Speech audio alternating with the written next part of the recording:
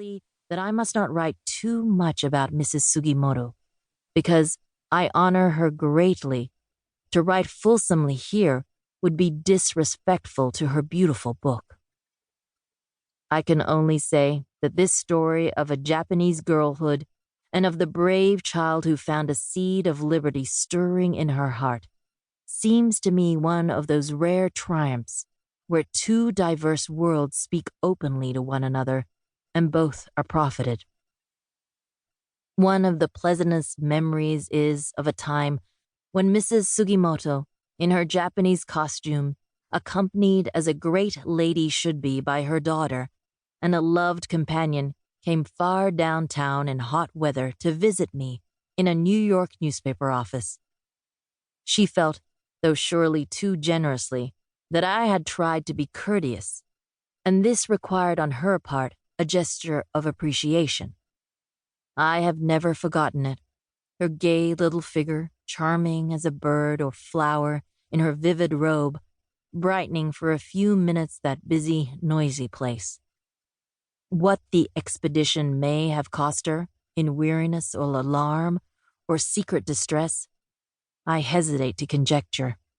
Only a brave and great-minded person would have ventured it.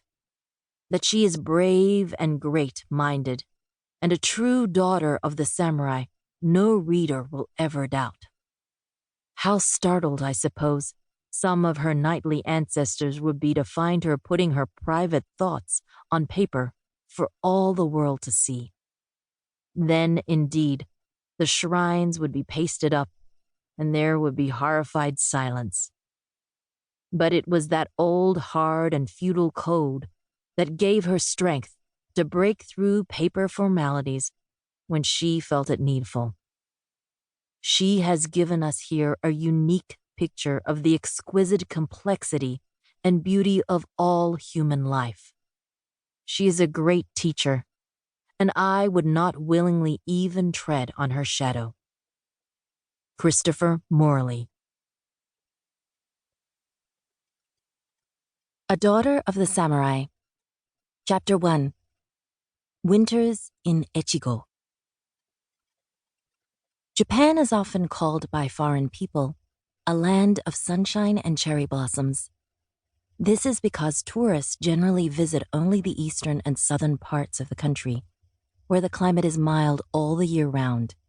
On the northwest coast, the winters are long, snow often covering the ground from December to March or April.